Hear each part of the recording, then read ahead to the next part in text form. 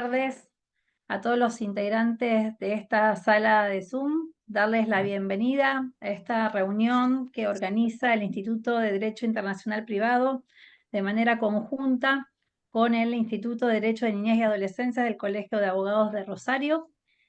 Hoy tenemos digamos, el orgullo de tener a dos grandes especialistas en la materia sobre la cual nos van a ilustrar, que es la vinculada al interés superior del niño, la perspectiva de género en los casos de restitución internacional. En el día de la fecha tenemos la presencia de la doctora María José Campanella, que es jueza del Tribunal Colegiado de Familia de la Tercera Nominación de Rosario, es especialista en Derecho de Familia de la Universidad Nacional de Rosario, es profesora de Derecho Internacional Privado en la carrera de Derecho Cátedra A en la Universidad Nacional de Rosario y es miembro de la Asociación Argentina de Derecho Internacional, dentro de otros vastos antecedentes que por una cuestión de especial pedido de ella no vamos a dar a conocer en esta instancia, pero sus antecedentes son muchísimos. Por otro lado, tenemos a la doctora Andrea Strasiuso, que es presidenta del Instituto de Derecho Internacional Privado, profesora de Derecho Internacional Privado de la de la Facultad de Derecho de la Universidad Nacional de Rosario. También es profesora de Derecho Internacional Privado de la Facultad de Derecho de la UCEL. Es docente tanto de grado como de posgrado. Es autora de publicaciones en su especialidad, Derecho Internacional Privado, y es miembro titular de la Asociación Argentina de Derecho Internacional, también entre otra cantidad de importantísimos antecedentes académicos y profesionales que la misma tiene. Voy a habilitar la pantalla para que ustedes puedan compartir, puedan dar inicio a esta actividad. Lo que sí aclaramos a todos los asistentes que por una cuestión de organización vamos a reservar las preguntas para el final de este encuentro, sin perjuicio de que aquellos que quieran ir formulándolas a través del chat van a ser debidamente registradas para sociabilizarlas al final del encuentro. Muchísimas gracias, Andrea. Muchísimas gracias, doctora Campanella, por haber aceptado la convocatoria. Y el Zoom es de ustedes. Bueno, bueno, muchas gracias, buenas tardes a todos y a todas las asistentes. Es un orgullo en lo personal estar aquí compartiendo el espacio con la profesora y colega María José Campanella. Y en primer lugar queríamos agradecer muy especialmente a la doctora Lorena Capella por la convocatoria que todos los años nos hace a este Instituto de Derecho Internacional Privado para analizar con una mirada transversal los temas que nos ocupan desde la perspectiva de la niñez y desde la perspectiva del derecho internacional privado. Así que muchas gracias, doctora Capella, por convocar a este instituto año a año. De hecho, el tema de la restitución internacional de niños lo hemos abordado en conjunto entre estos institutos desde otros aspectos. Hemos trabajado en relación a la participación del abogado del niño en los procesos de restitución internacional.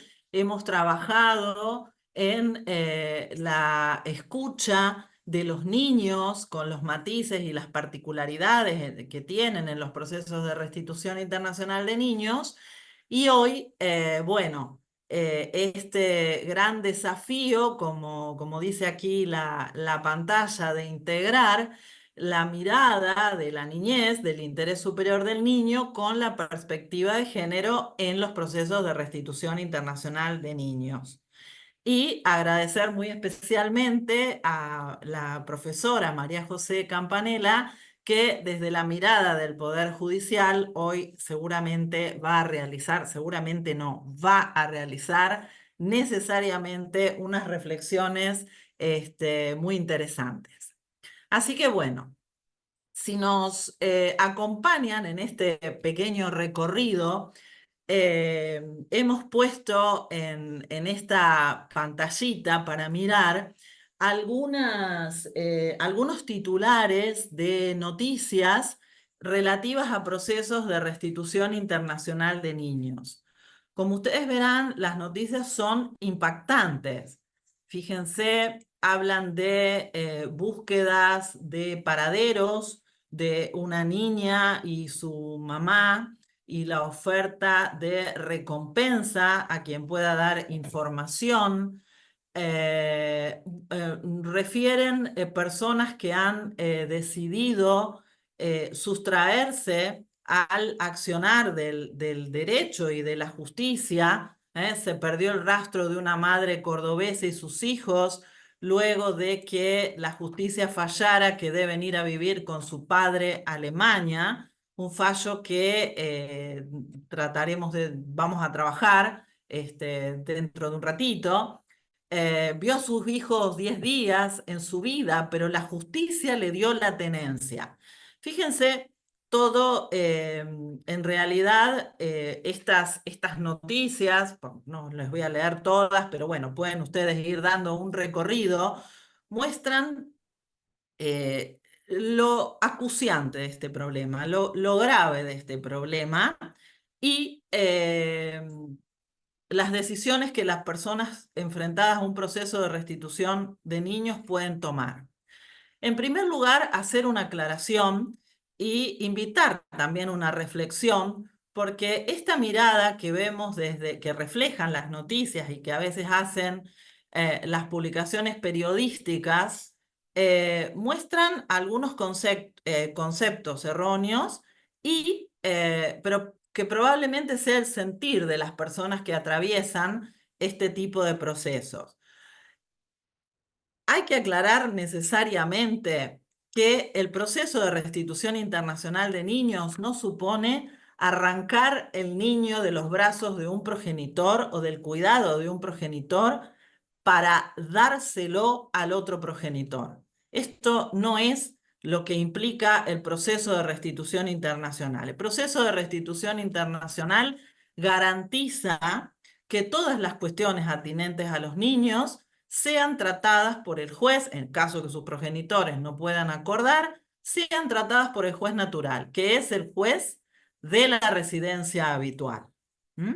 Y eso es algo que no tenemos que perder de vista y que, bueno, trataremos de reforzar este concepto a medida que, bueno, avancemos en nuestra charla. Algunas estadísticas. Lamentablemente no contamos, no pudimos conseguir datos más recientes, pero bueno, con estos datos, estas estadísticas, queremos mostrar lo acuciante y lo actual que es este problema, y en realidad también queremos mostrar el hecho de que en lugar de disminuir los casos de sustracciones internacionales, lamentablemente cada vez hay más. Fíjense, en el año 2019, en una conferencia, la doctora Graciela Tagle, jueza de enlace de la Red Internacional de Jueces de la Haya de nuestro país, hacía saber que a ese periodo se registraban 1.173 casos en diversas etapas procesales.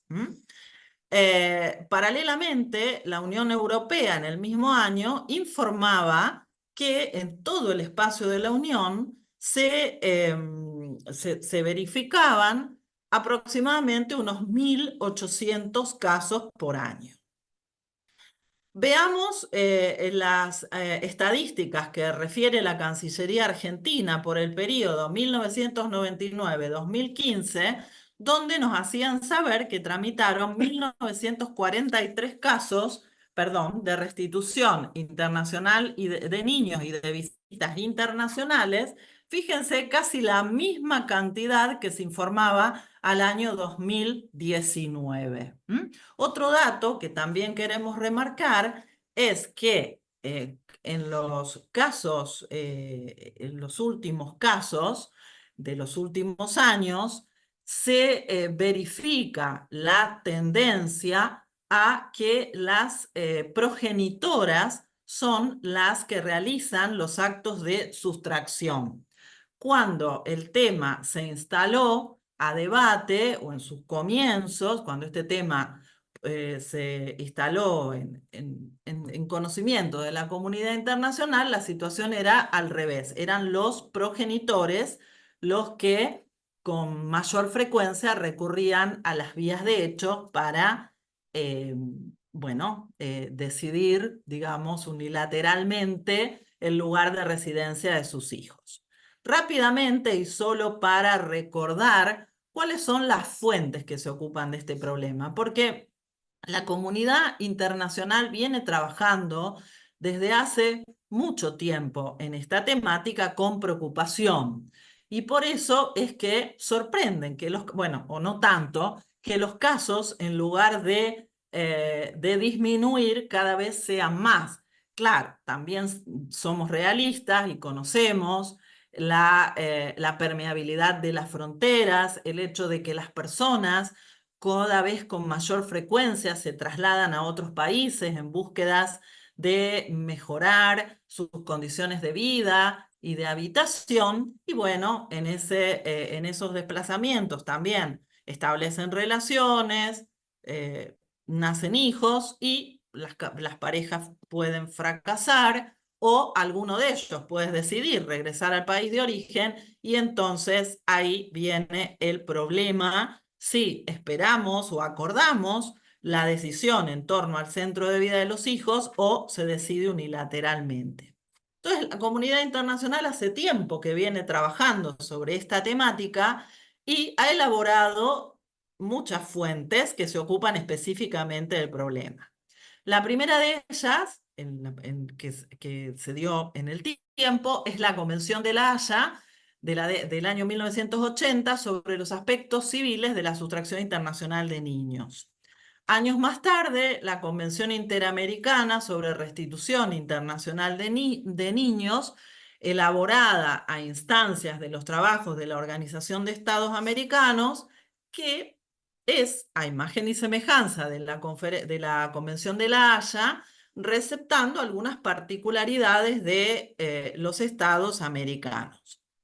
Hay que aclarar que la Convención Interamericana se autoproclama aplicable por sobre la Convención de La Haya en el caso de los estados ratificantes de ambas, salvo que los estados hagan una declaración en sentido contrario, como por ejemplo ha hecho Venezuela, que prefiere la aplicación del Convenio de La Haya.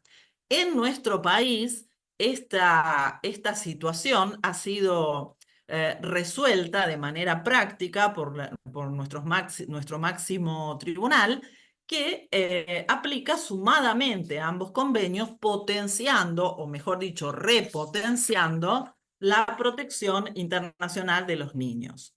Hay otros convenios a los que no nos referiremos en esta charla, la Convención Interamericana sobre Tráfico Internacional de Niños, que se ocupa de las cuestiones penales, porque nosotros vamos a focalizarnos en los aspectos civiles del problema, es decir, en los actos que realizan los progenitores, los traslados o retenciones ilícitas que realizan el progenitor en perjuicio de los derechos de guarda o custodia del otro progenitor. Lo que tiene que ver con la Convención sobre Tráfico, entonces, apunta a cuestiones penales, como por ejemplo el tráfico internacional de niños, etc. El convenio bilateral argentino-uruguayo sobre esta temática, que tiene algunos conceptos muy interesantes, pero que, bueno, hoy estos países, Argentina y Uruguay, son ratificantes de los convenios multilaterales y por eso este convenio ha caído en desuso. Y finalmente, el Código Civil y Comercial, que por primera vez el derecho de fuente interna, el derecho nacional, introduce una norma específica en materia de restitución internacional de niños. Esta norma es muy importante porque este artículo 2642 dispone que los jueces nacionales, al resolver los casos de sustracción internacional de niños, deben recurrir a los principios y reglas que surgen de las convenciones internacionales, aun cuando resuelvan casos respecto de los cuales esas convenciones no resultan aplicables. Es decir, armoniza las soluciones para resolver los casos en materia de restitución internacional de niños. Y además insta a las intervinientes en los procesos de restitución a propiciar los regresos voluntarios de los niños al país de su residencia habitual y permite al juez la adopción de medidas de protección o medidas de salvaguarda para el niño y el progenitor sustractor en caso de esto ser necesario. Y por supuesto, todas estas fuentes se enmarcan en el paraguas de la Convención de los Derechos del Niño, que en su artículo 11 se ocupa específicamente del problema de la sustracción internacional y exhorta a los estados a ratificar convenios multilaterales o bilaterales sobre la temática. Pero, por si esto fuera poco, y como si con todo este marco normativo, de hecho, agradecemos que la comunidad internacional se haya preocupado por hacer estos aportes que llamamos de soft law. Estas normas que en realidad son guías, más que no son normas, perdón, guías, recomendaciones u orientaciones que resultan de muchísima utilidad a la hora de resolver los casos sobre la temática y de hecho lo vemos referido y citado en los considerandos de las resoluciones judiciales. El informe explicativo del Convenio de la Haya, la guía de buenas prácticas elaborada sobre la base de los informes que los estados y aportes que los estados realizan en relación al funcionamiento del convenio, y entonces tomando los intereses y las vicisitudes de los estados, las guías de buenas prácticas entonces se refieren a medidas probatorias, a la mediación, a la ejecución de la orden de restitución, y esta última sobre la que volveremos más adelante, la excepción de grave riesgo. También resaltar que los estados nacionales han dictado algunos leyes de procedimiento en materia de procesos de sustracción internacional de niños, y nuestro país, por los trabajos de un grupo de expertos y la Corte Suprema de Justicia de la Nación, elaboró un protocolo de actuación. Hay algunas provincias que cuentan con normas procesales. La nuestra, la provincia de Santa Fe, si bien aún está en deuda en este tema, aunque se han presentado y elaborado algunos proyectos sobre la temática procesal. Entonces ahora vamos a concentrarnos en este tema que les proponíamos para profundizar hoy.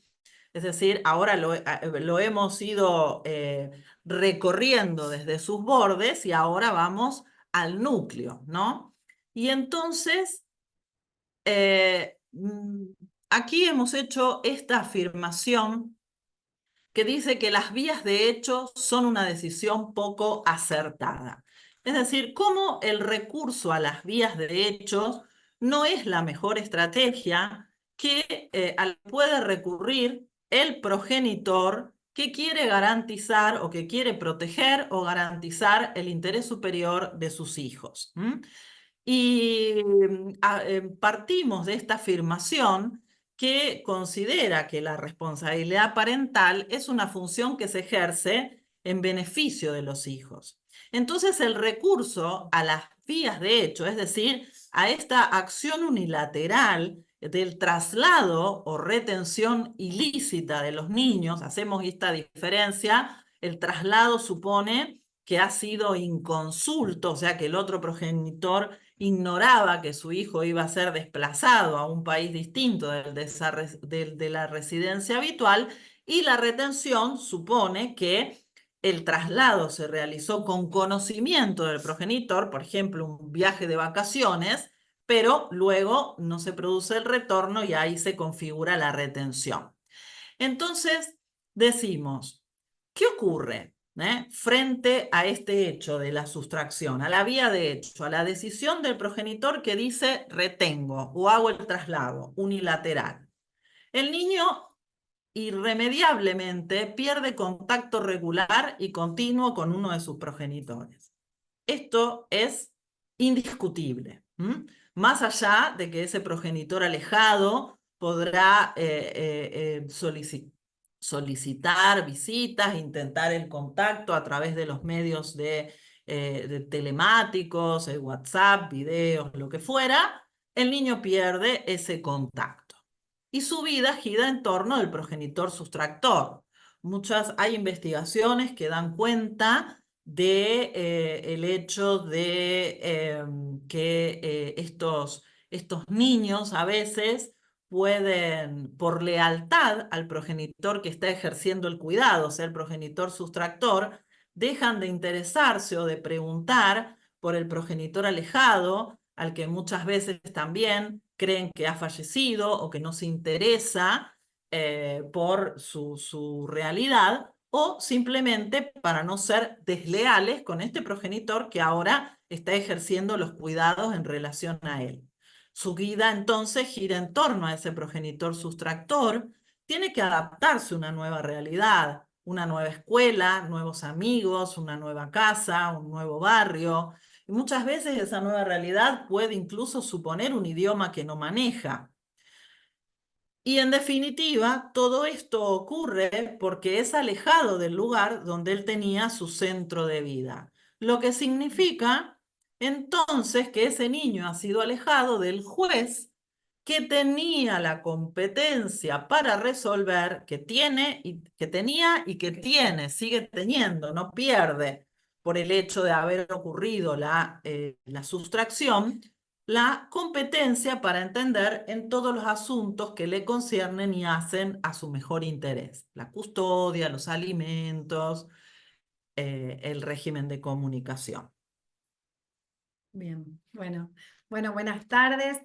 Nosotras hicimos un power conjunto, así que vamos a ir interviniendo conjuntamente. Buenas tardes a todos y a todas. Voy a tomar esto que viene diciendo Andrea, porque estas vulneraciones que ella pone sobre la mesa respecto de los niños claramente involucran derechos humanos de estos niños, ¿sí? Derechos humanos que están reconocidos en la Convención de los Derechos del Niño, el derecho a ser criado por ambos padres, el derecho a no ser separados, salvo las causas que atenten contra, digamos, contra la integridad de estos niños, el poder mantener un contacto regular y las obligaciones que conllevan por parte de los estados de garantizar, ¿sí?, esos derechos de estos niños. Entonces, volviendo al tema de nuestra disertación, es decir, qué rol o qué papel juega el interés superior del niño en materia de restitución internacional de niños. Lo primero que no podemos perder de vista es que tanto la Convención y como toda la problemática o los procesos de restitución son una herramienta de cooperación, ¿sí? Son una herramienta de cooperación internacional. Y va a tener, digamos, el punto central, no va a dejar de ser el interés superior del niño. El punto central de los procesos de restitución sigue siendo el interés superior del niño, pero va a tener alcances o connotaciones muy diferentes o diferentes a las que nos vamos a encontrar en la valoración del interés superior del niño en los procesos de fondo o en los procesos ordinarios o contenciosos, donde, como decía Andrea, se debaten, no te vayas de la cámara, donde se debaten cuestiones de custodia o juzgar la idoneidad de uno u otro progenitor para detentar el cuidado o, ¿sí?, o para ejercer determinadas cuestiones. Entonces, quienes tienen acceso o quienes han tenido acceso a la convención, puede llamarles la atención que no hay una mención expresa del interés superior del niño, pero no es porque no conforme la Convención de La Haya de 1980, que nos vamos a referir en general a ella porque es la que tiene los criterios, como dijo Andrea, es la que más, digamos, criterios interpretativos tiene o más amplios, pero indistintamente cualquiera de las dos, la de Interamericana o de la Haya.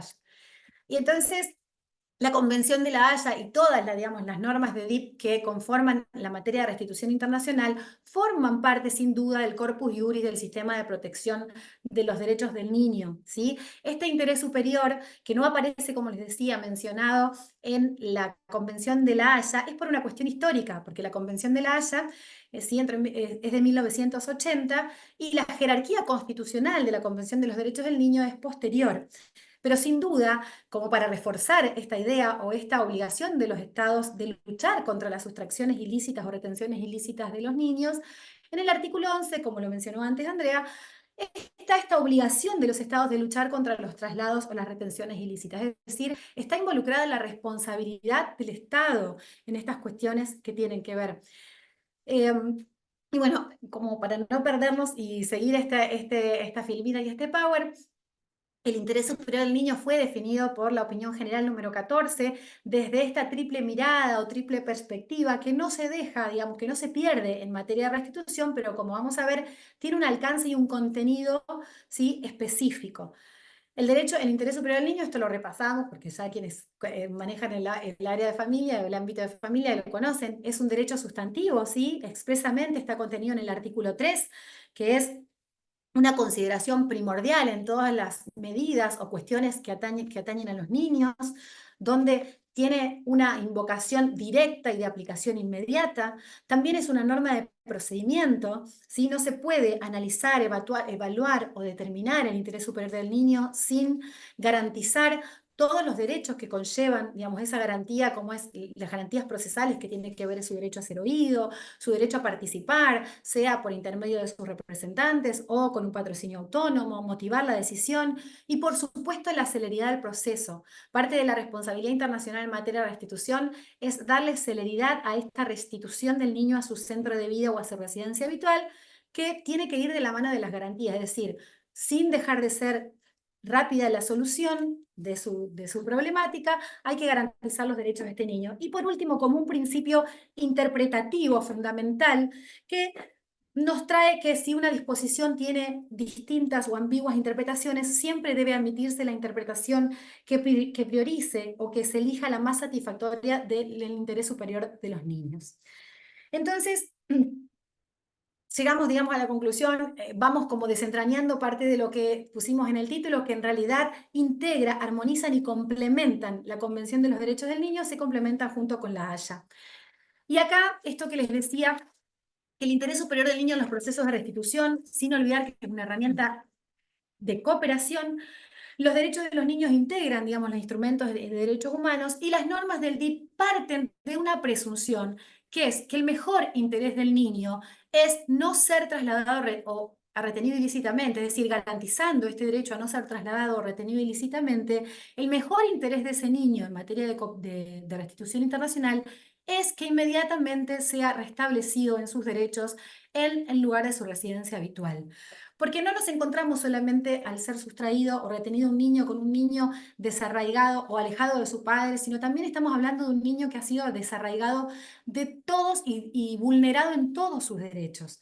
Vulnerado en su derecho a la educación, en su derecho a la salud, en su derecho a mantener relaciones regulares en su escuela, con su familia, en los lazos que genera habitualmente y donde ha desarrollado su vida con normalidad. Entonces no nos olvidemos que obligación principal de las convenciones es restablecer inmediatamente esos derechos. Por eso el interés superior del niño en la materia de restitución tiene un contenido específico. Es que esta presunción de que la restitución, el interés superior es restablecerlo al lugar de su residencia habitual. Después vamos a ver, ahora a medida que vayamos avanzando, es que esta obligación de restituir no se contrapone a la convención, pero que va a haber excepciones, determinadas excepciones que van a surgir en el análisis de la convención. Pero, resaltando y volviendo a este tema que decía Andrea, no podemos olvidar ni perder de vista tanto quienes juzgamos como los profesionales, los abogados, los doctrinados, todas las personas que nos aborden o que abordemos una temática de restitución, que es que el fondo de la cuestión, es decir, la idoneidad para ejercer el cuidado o dónde en definitiva tendrá que residir ese niño, lo tiene que resolver el juez de la residencia habitual de ese niño, ¿sí?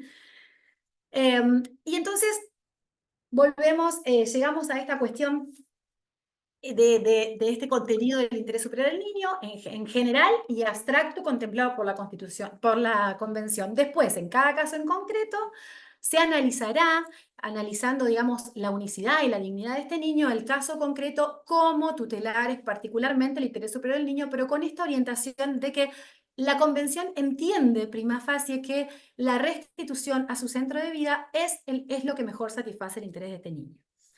Entonces, bueno, un poco ya fuimos dando respuesta a esta pantalla que habla de la armonización de los instrumentos, porque con respecto a lo que hace el interés superior del niño y la Convención de los Derechos del Niño, concluimos que sí, que se complementan y se armonizan. Ahora, ¿qué pasa cuando además de ponerse en juego los derechos fundamentales o derechos humanos de los niños, se involucran o se ponen en juego derechos humanos de otras personas, ¿sí? Que no son necesariamente el niño? Y particularmente en esta charla hacemos referencia a qué pasa cuando se entran en juego los derechos de las mujeres sustractoras y que alegan situaciones de violencia de género o violencia doméstica, ¿sí? Es decir, cómo armonizar esos instrumentos que todos nosotros conocemos y que también tienen jerarquía constitucional, que hacen a la obligación también de los estados de adoptar medidas para erradicar o trabajar sí, desarticular la desigualdad y la discriminación contra las mujeres.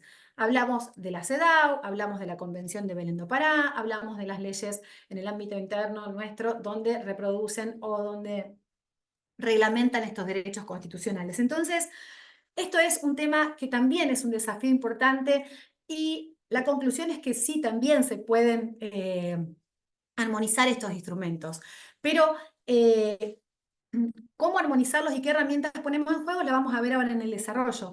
Aplicar la Convención de la Haya con perspectiva de género, siempre y cuando se dé una situación de desigualdad, además, siempre tiene que estar, es una obligación de los estados fallar con perspectiva de género. Lo que sí vamos a hacer en esta charla, la diferenciación de que no va a configurar, digamos, la violencia de género o las alegaciones que hagan las mujeres con respecto a las discriminaciones o desigualdades de género, una excepción autónoma, sino que van a formar parte del género de las excepciones estrictas y restringidas que contempla la Convención y que por lo general el escenario más propicio o el escenario donde en general se plantean cuestiones de género es la excepción de grave riesgo, que es la que más vamos a desarrollar hoy, pese a que hay algunas otras.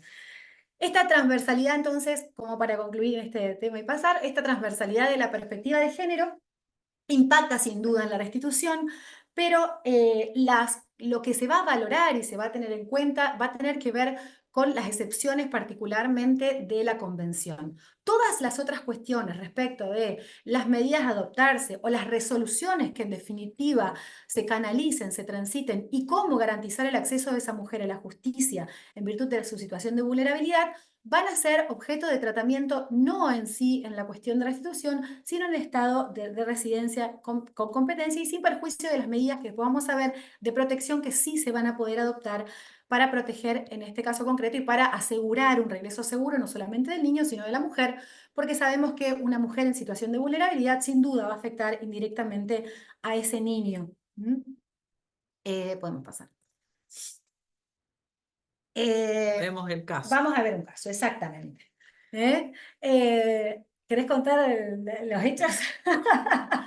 Vamos a... Este caso, perdón, Sí. caso tiene que ver, digamos, vamos a ver un poco esto que dijimos, que hablamos en general del interés superior del niño y cuál es la connotación concreta o, digamos, o el contenido material que tiene el interés superior del niño en materia de restitución.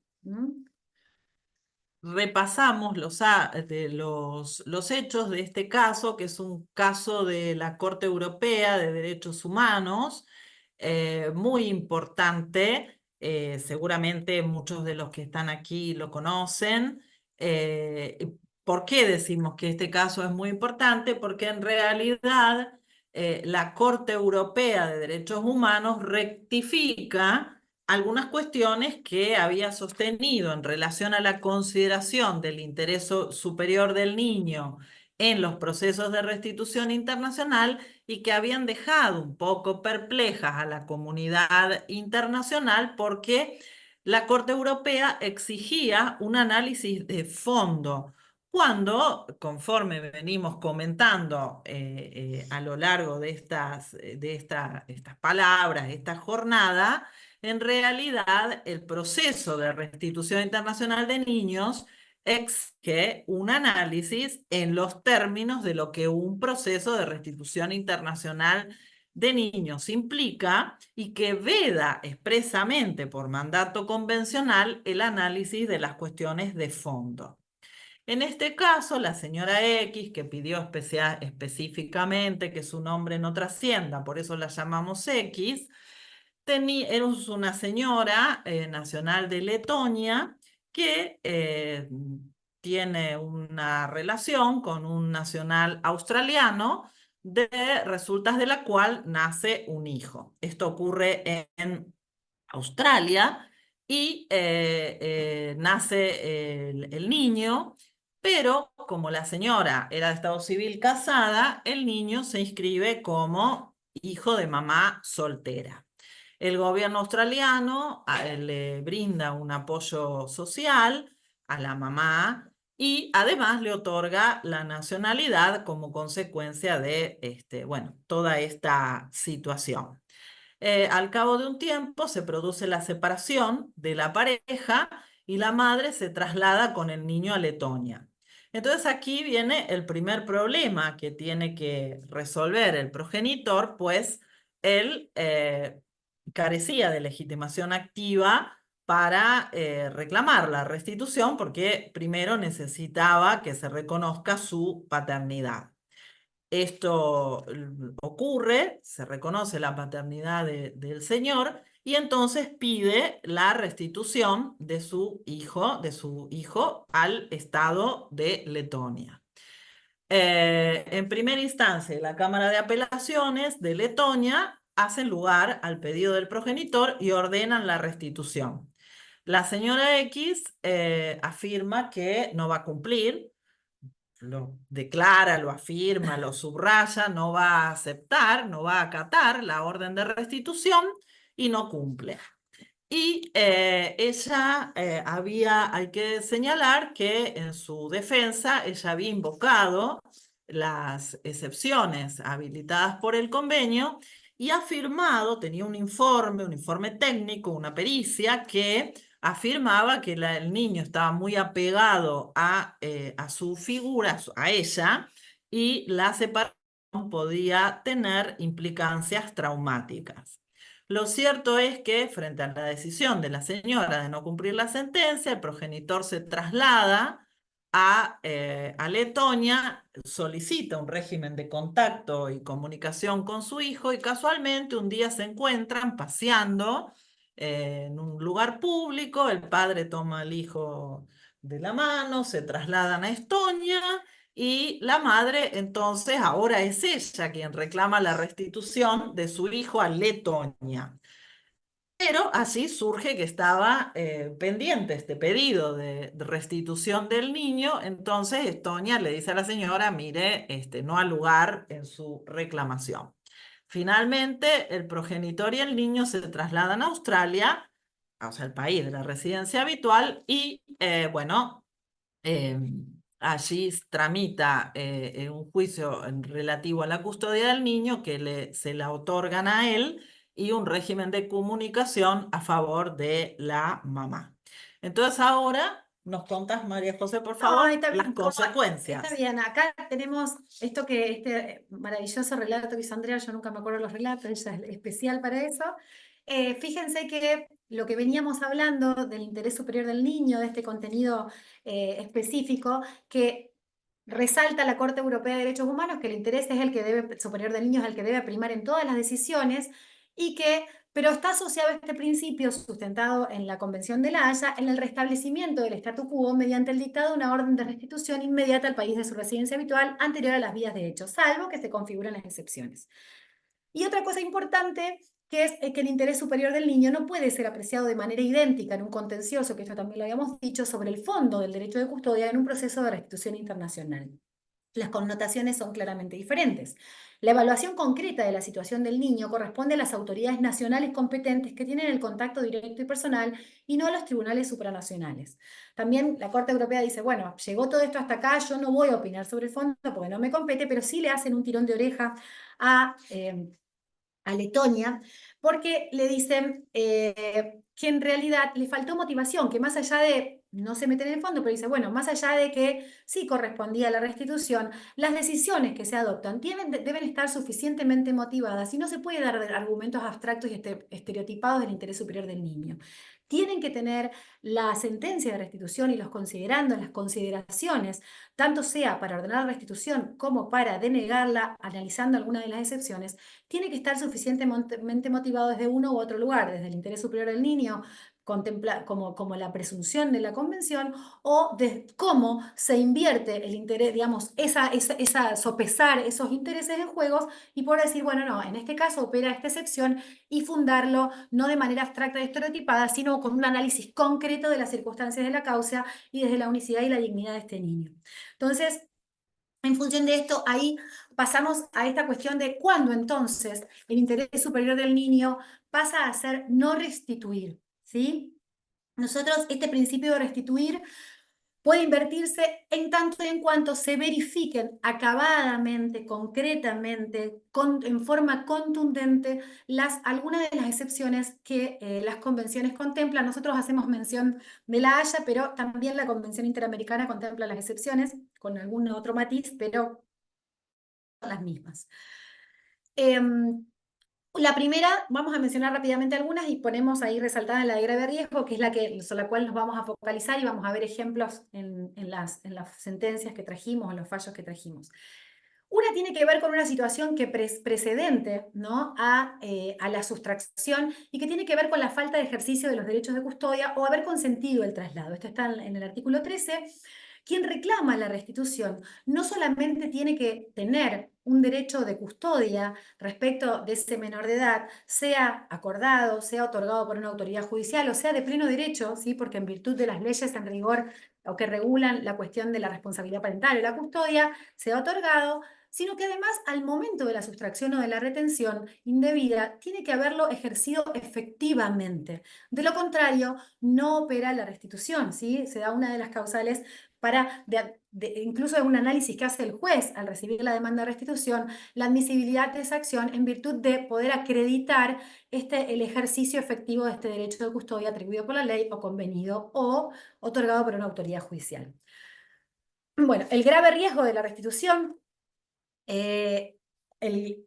digamos, la mayoría, ¿y por qué vamos a resaltar el grave riesgo? Porque como abordamos también el tema de la perspectiva de género, como dijimos, el escenario más común o más habitual donde se plantea las cuestiones de género, de violencia o incluso cuestiones de abuso sexual que tienen que ver con los niños o a veces con las niñas, que no deja de ser un problema de perspectiva, un problema de, digamos, de género, es el grave riesgo de que la restitución exponga al menor de edad a un peligro físico o psíquico o, excediendo el peligro físico-psíquico, a una situación intolerable en el país de la residencia habitual.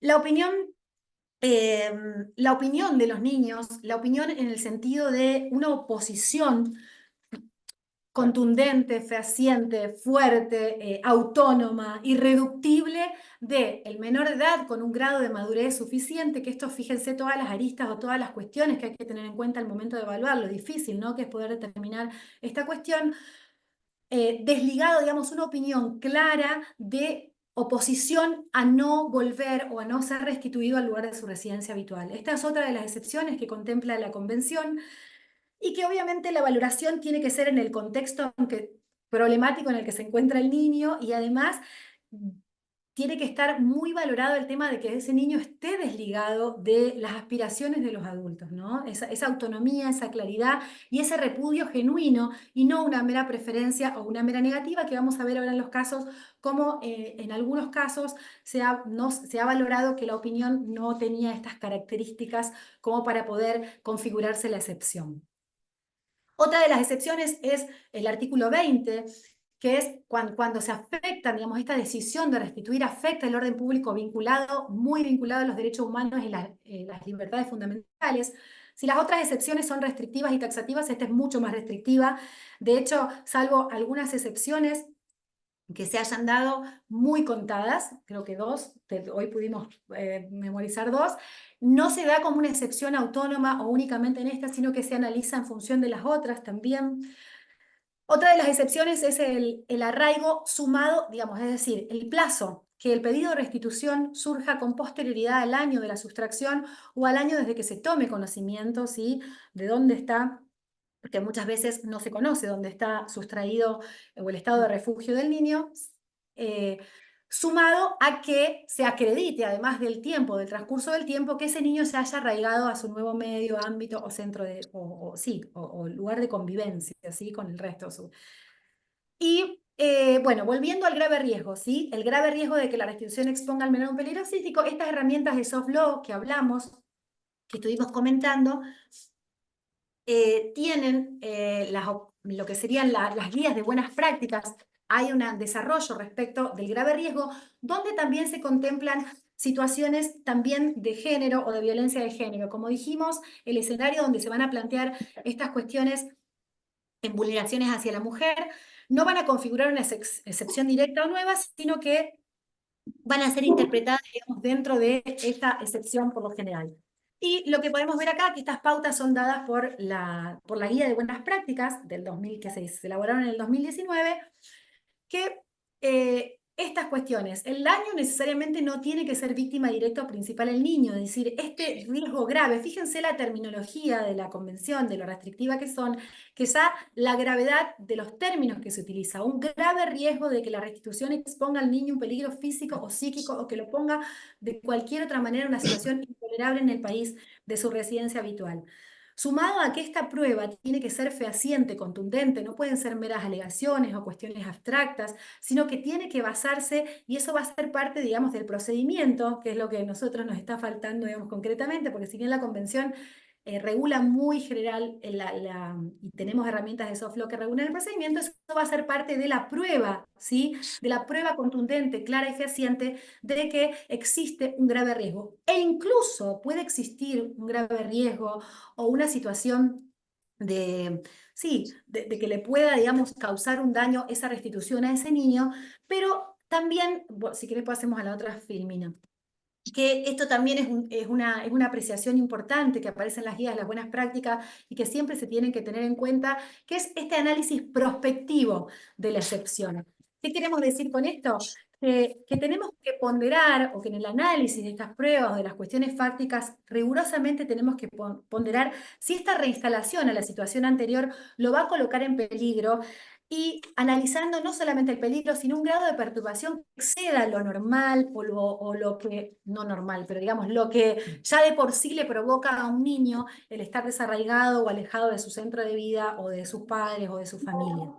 Entonces, no se requiere una invocación sistemática o genérica, porque no nos olvidemos que hacer invocaciones genéricas o sistemáticas ponen en riesgo y vacían las finalidades de la convención, o sea, el ámbito de aplicación y la finalidad de la convención y la confianza que se tiene en los instrumentos de cooperación. Pero no nos olvidemos que esta es una herramienta de cooperación entre los estados por una responsabilidad de todos los estados de luchar contra la vulneración de los derechos de los niños, que son nada más y nada menos que derechos humanos.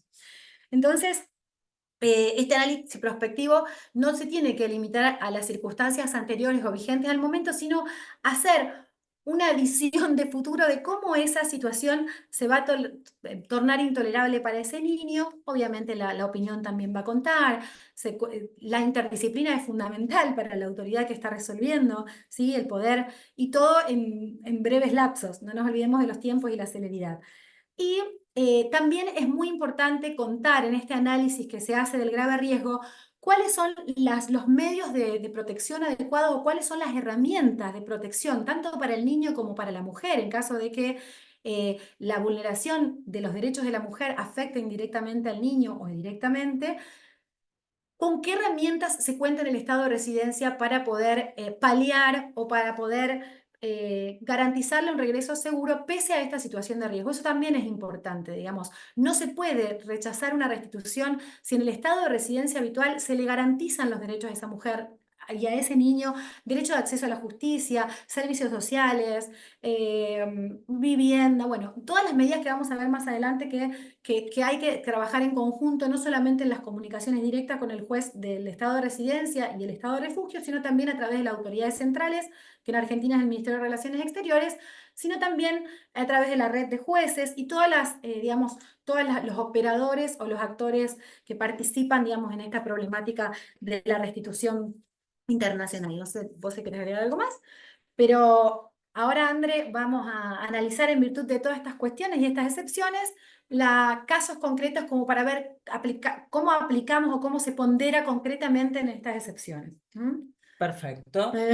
Entonces, vamos a analizar en primer lugar este fallo de la Corte Suprema de Justicia que se trataba de analizar. La Corte Suprema tuvo ocasión de pronunciarse en relación a la restitución de una niña al país de su residencia habitual, que era México. Les compartimos acá en pantalla los hechos del caso para, bueno, que entre todos vayamos haciéndonos una idea y formándonos de la plataforma, interiorizándonos de la plataforma fáctica del caso.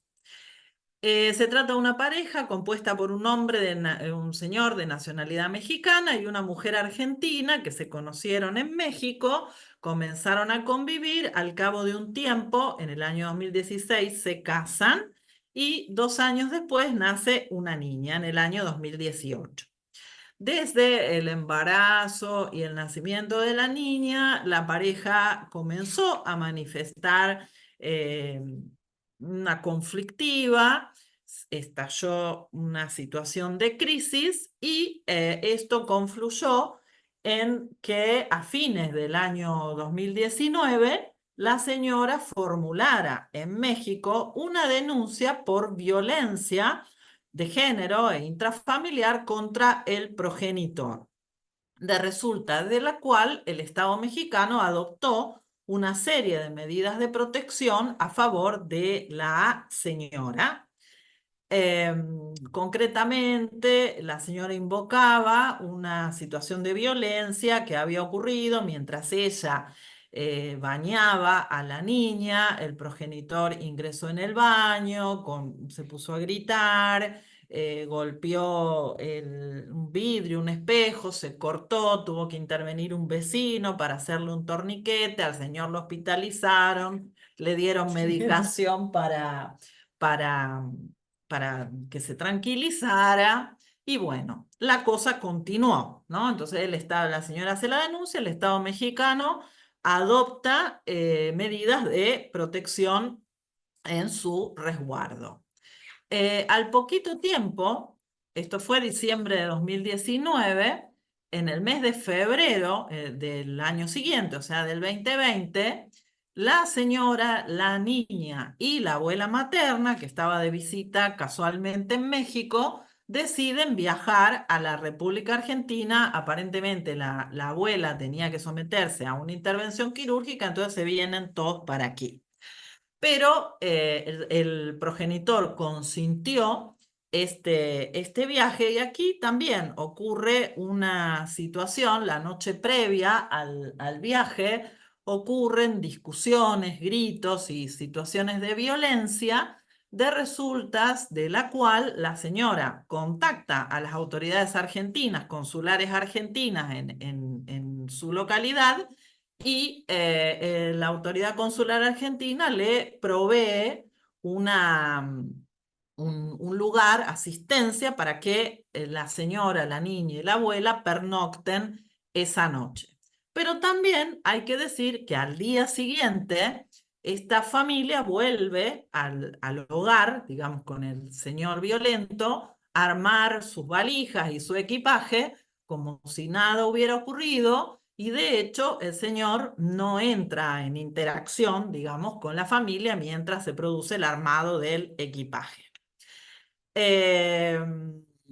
Entonces, llega la familia a la República Argentina, la progenitora con su mamá y la hija llegan a nuestro país y realizan, fíjense, al poquito tiempo, viajan el 7, a los pocos días la señora realiza una denuncia por violencia familiar y de género contra el progenitor, esta vez en la localidad de Córdoba, el lugar donde se desplazaron.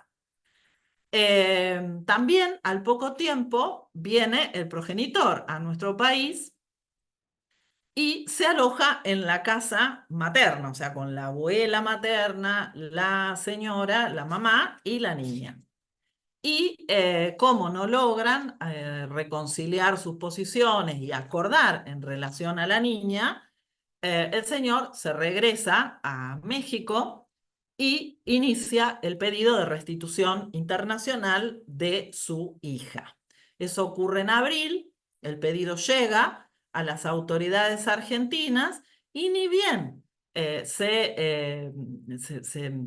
digamos, comienza el desarrollo del proceso de restitución ante las autoridades locales, o sea, ante la jurisdicción cordobesa, en julio del 2020, o sea, al poco tiempo, la señora realiza una denuncia penal contra el progenitor y lo denuncia por abuso sexual contra la niña. Situación que se había verificado 4 meses antes, o sea, en el momento en que el señor había venido en el mes de marzo y se había alojado en la casa familiar de la familia materna, ¿no? Entonces, 4 meses más tarde se realiza esa denuncia penal. Los tribunales de Córdoba, de primera instancia del Tribunal Superior, rechazaron la solicitud de restitución porque entendieron que estaba acreditada la excepción de grave riesgo por todos estos hechos de violencia que referimos aquí, y consideraron además que el estado de la residencia habitual, o sea, México, no podía garantizar medidas de protección para la niña y su madre. Entonces, el caso llega, es admitido por la Corte Suprema de Justicia a través de los recursos correspondientes y la Corte Suprema vuelve a analizar estos fundamentos que habían brindado la progenitora para hacer valer esta excepción de grave riesgo, ¿no? En definitiva, estos argumentos que la progenitora proponía tenían que ver, proponía no, afirmaba, tenían que ver con esas situaciones de violencia que ella había sufrido en México y cómo esas situaciones de violencia habían impactado en la niña que había sido testigo de ese acto tan terrible que había ocurrido en ocasión del baño y que había habido sangre y golpes y la hospitalización de su papá, y la nena que, bueno, estaba presente cuando todos estos hechos, ese hecho y otros tantos gritos y situaciones violentas ocurrían. En definitiva, la progenitora afirmaba que la hija era testigo directo de estos hechos de violencia y que además había sufrido el abuso sexual por parte de su progenitor, que se había ocurrido en la localidad de Córdoba. Y además invocaba que el Estado mexicano no podía protegerlas, porque esto había continuado y nada había cesado. ¿Qué hace la Corte Suprema? En primer lugar, la Corte Suprema parte de afirmar lo que ya habíamos anticipado y dice, el que alega prueba. Y exige que no basta con realizar afirmaciones genéricas de sufrir hechos de violencia o constantes violencias y malos tratos o constantes gritos y desvalorizaciones, sino que exige aportar una prueba concreta de cómo esa situación va a impactar a futuro en el niño en caso de producirse el retorno de ese niño al país de la residencia habitual. Entonces, sin desconocer la presencia y el efectivo acaecimiento de estas situaciones, dice el tribunal, la existencia misma de esas situaciones de violencia no configuran per se la excepción de grave riesgo. Y entonces es necesario probar y no solamente decir, decir y decir. La Corte puntualiza que el sujeto sobre el cual debe recaer ese riesgo grave es el niño, en este caso la niña. Aquí la Corte hace valoración de las pruebas recepcionadas en autos y sobre todo porque tiene en cuenta, ¿no es cierto?, estas denuncias penales la denuncia en instancias, digamos, en los organismos de violencia de género y la denuncia penal por abuso de la niña. Esa denuncia por abuso penal, las autoridades intervinientes habían resuelto archivarla. Por presión mediática, dice la Corte, el tribunal decidió mantener la investigación. Allí se examinó a la niña en cámara Gesell y los dichos de la niña manifestaban o exteriorizaban en realidad alegaciones y afirmaciones que no eran propias, sino que los técnicos detectaban, los peritos detectaban que eran impuestas, a punto tal que la pericia aconsejaba avanzar en la revinculación de la niña con el progenitor y aconsejaban también o requerían que la mamá cesara con esta actitud de hacerle ver videos o cuestiones donde con la idea de alojar en la cabeza de la niña estas situaciones de violencia.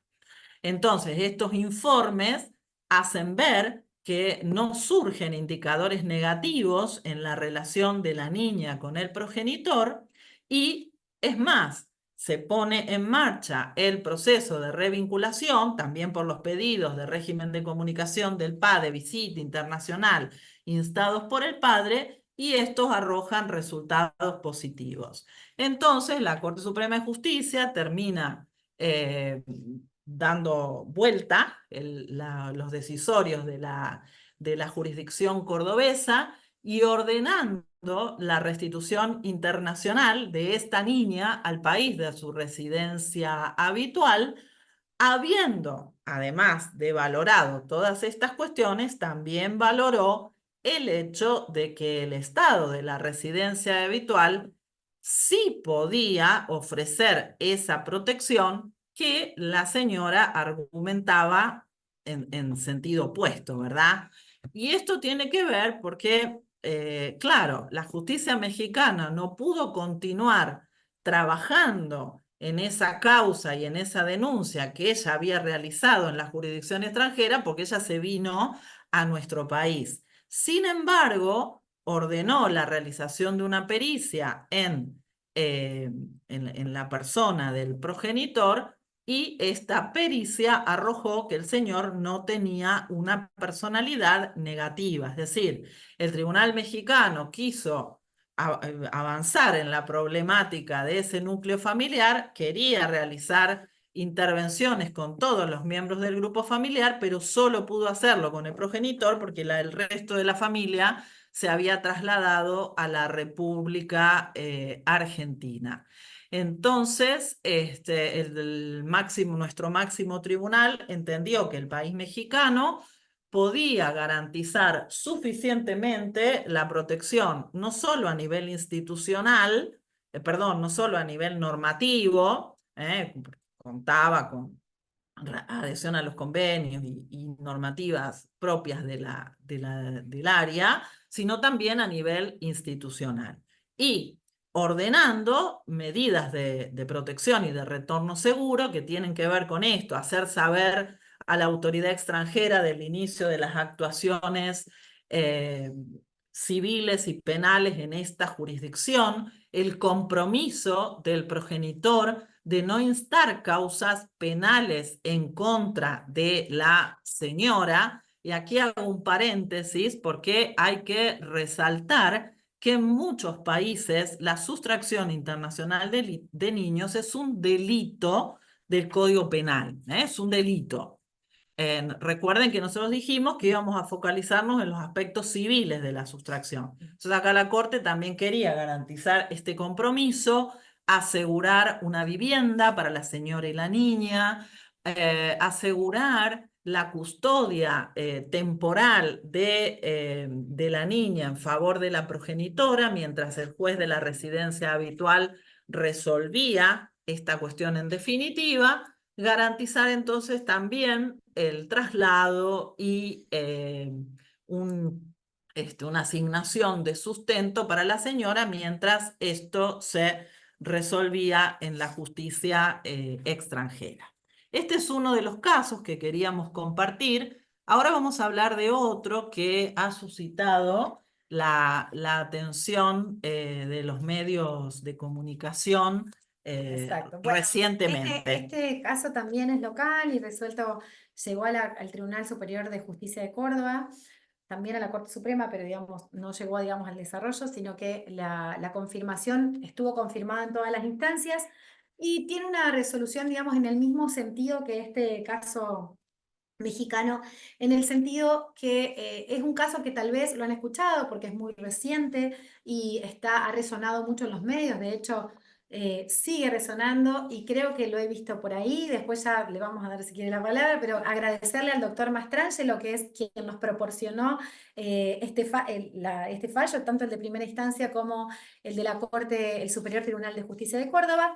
Los hechos se los resumo brevemente porque además la complejidad de este caso estuvo dado en virtud de los distintos traslados que tuvo esta familia, porque se trata de una argentina y un alemán que que contrajeron matrimonio en Argentina y luego establecieron su residencia y su centro de vida y la familia en Alemania, donde ahí establecieron, digamos, asentaron la escolaridad de los hijos, incluso ella comenzó a percibir un subsidio del Estado alemán, pero por cuestiones laborales del progenitor, generaron un proyecto y se trasladaron transitoriamente a Bolivia. En ese periodo, en el medio estuvo la pandemia, con lo cual en medio de este proyecto retornaron a Alemania. Ella con su familia en Argentina visitó junto a sus hijos a la familia en Argentina, quedó parte de la pandemia en Argentina, luego retornaron a Alemania, luego fueron a Bolivia y hasta que finalmente, por una cuestión de salud de su madre, terminó acá ella en Argentina, él en Alemania. Pero hay un montón de circunstancias que vamos a tratar de analizar donde incluso él, no estando en Bolivia con este proyecto transitorio, le dejó un poder a ella para poder vender bienes y demás, con la idea, digamos, y el proyecto era establecerse, digamos, continuar su vida en Alemania.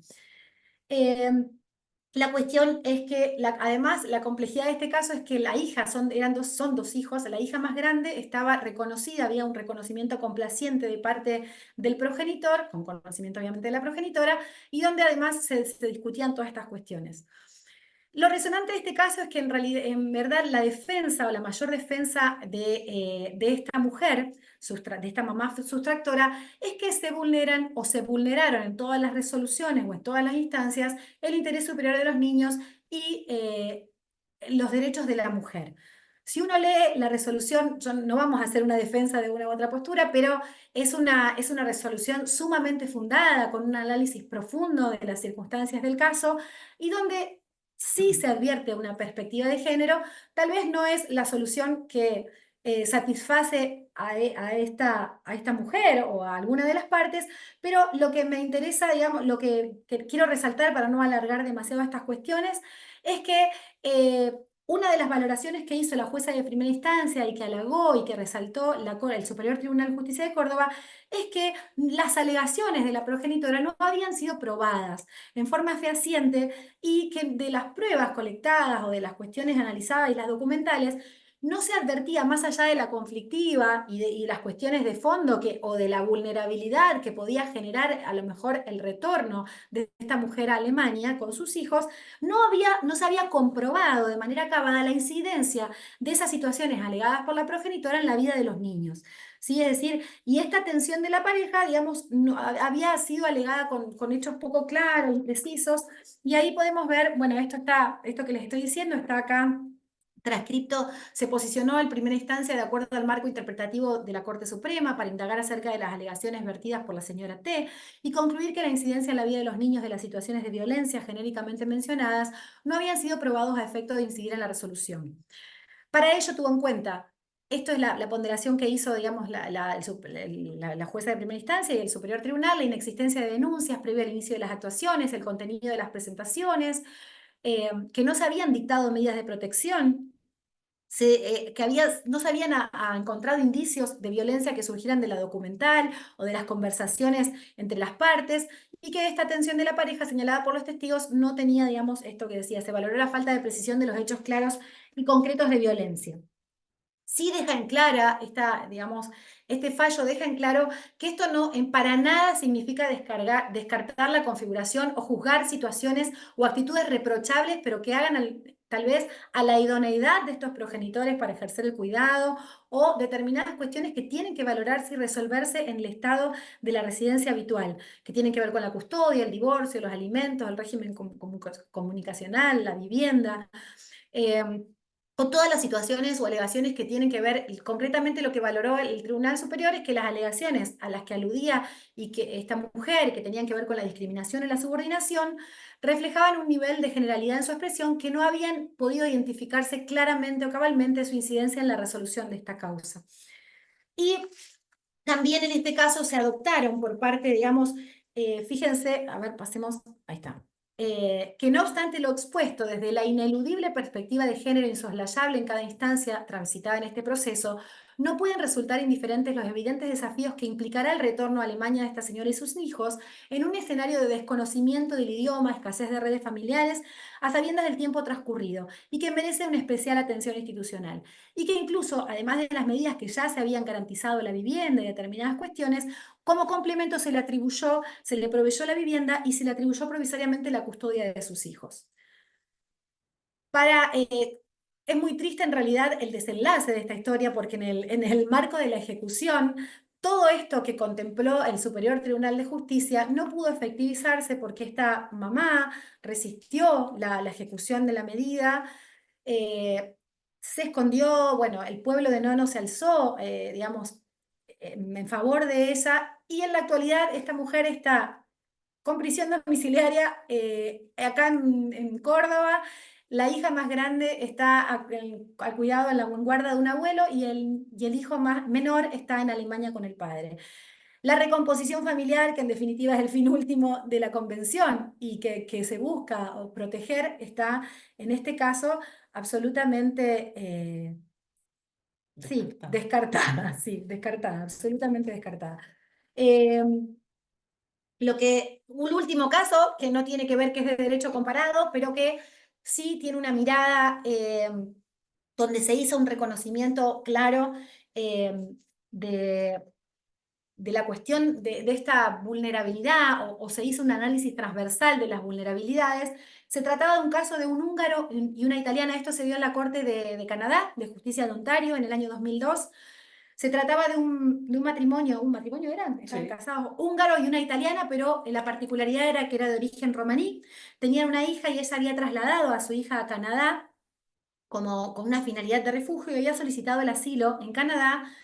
Este hombre, además de ser, digamos, era húngaro, y además estaba como en la ilegalidad, porque sus conductas eran como bastante peligrosas, ¿no? Desde lo legal.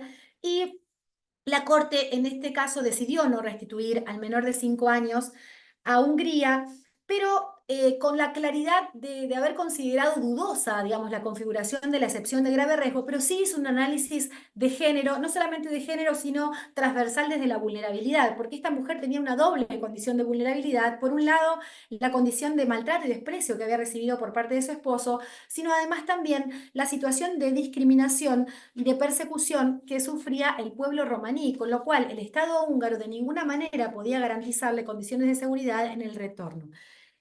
Nos pareció interesante, digamos, resaltar este fallo de derecho comparado en este sentido, ¿sí? Desde las distintas miradas de género o desde la transversalidad de los derechos humanos, ¿sí? Y las vulnerabilidades. André va a hablar de dos cositas y ya los liberamos y abrimos para preguntas, comentarios y todo lo que quieran compartir. Bien. Luego de este recorrido, entonces, nuestra pregunta inicial era cómo, y el desafío, tenía que ver la pregunta inicial con el desafío de integrar el interés superior del niño y la perspectiva de género en los procesos de restitución internacional.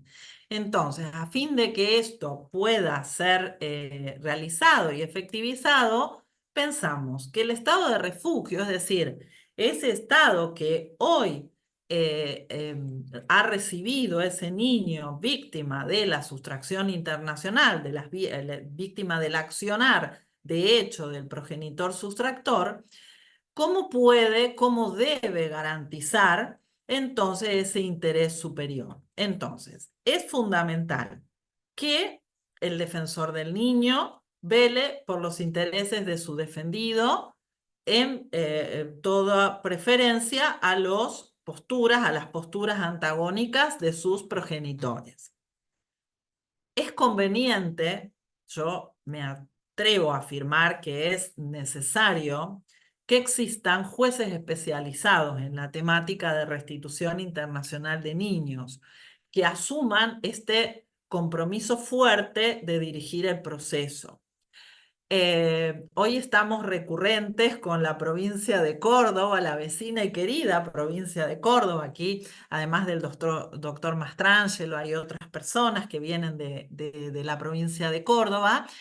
Pero la vamos a poner como ejemplo. La provincia de Córdoba ha dividido su territorio provincial en 4 regiones y dentro de esas regiones ha asignado competencia específica en materia de restitución internacional de niños a los jueces especializados dentro de cada una de esas áreas.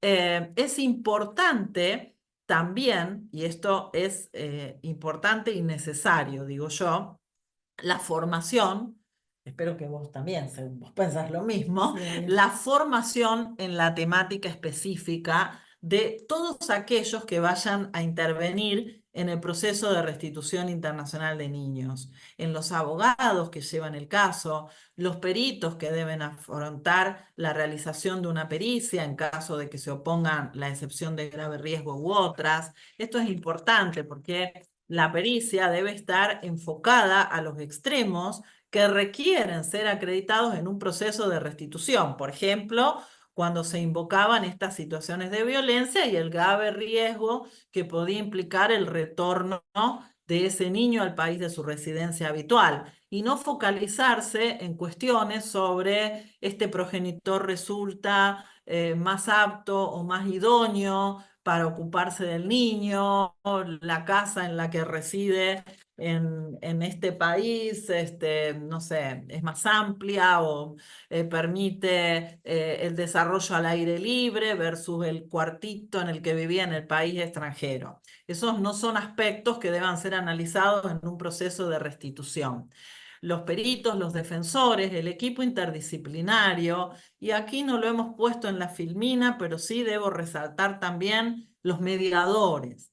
La mediación es una herramienta muy importante y que puede conducir a resultados muy interesantes en un proceso de mediación, de restitución internacional, perdón, sobre todo, por ejemplo, cuando se trata del momento de ejecución de la sentencia, si es que antes no pudo, bueno. Es una etapa necesaria y obligatoria en el proceso ante la autoridad, si se inicia ante la autoridad de aplicación, la mediación podrá... Claro, y aún acompañando todo el tránsito del proceso de restitución, el proceso judicial, Sí, digo, sí, de sí, sí. restitución internacional, de manera complementaria con la labor del juez. La celeridad sin detrimento del derecho de defensa. Esto es una frase que afirmamos, es muy lindo, muy sencillo de decir, pero a veces muy difícil de lograr, sobre todo cuando no se tiene con un procedimiento específico en materia de restitución, porque eso favorece, bueno, incidentes, excepciones que alongan el proceso. Y finalmente, la importancia a la hora de ejecutar las órdenes de restitución, que estas órdenes, primero, la prontitud, no alongar en el tiempo la ejecución de la orden de restitución. Nuestro país tiene ejemplos, no es el único, pero bueno, estamos desde el punto de vista, digamos, Estamos en terapia intensiva. o sea, hay casos que han tardado, si bien no es la regla, insisto, pero bueno, contar, aunque sea con un caso donde la orden de ejecución, de restitución, se demoró 7 años, no puede ser No es replicado ni posible, sostenido, no es admisible, Exacto. porque, por supuesto, eso significó el deterioro en la salud psíquica del niño y culminó con una orden, una medida cautelar de la Corte Interamericana de Derechos Humanos que suspendió la ejecución de la sentencia. Exactamente. Y finalmente, cuando se piensa en las medidas de salvaguarda y de regreso seguro, bueno, estas medidas que justamente tienen por objeto hacer que ese retorno y ese tránsito sea menos lesivo y lo más protectorio del niño y del progenitor sustractor, que hay que decirlo. Yo lo he dicho varias veces y me atrevo a repetirlo aquí en estos términos. El sustractor no es un delincuente, es un progenitor que toma una decisión poco acertada en aras de proteger o de la manera que él cree es la mejor manera de proteger a sus hijos, pero equivoca la estrategia.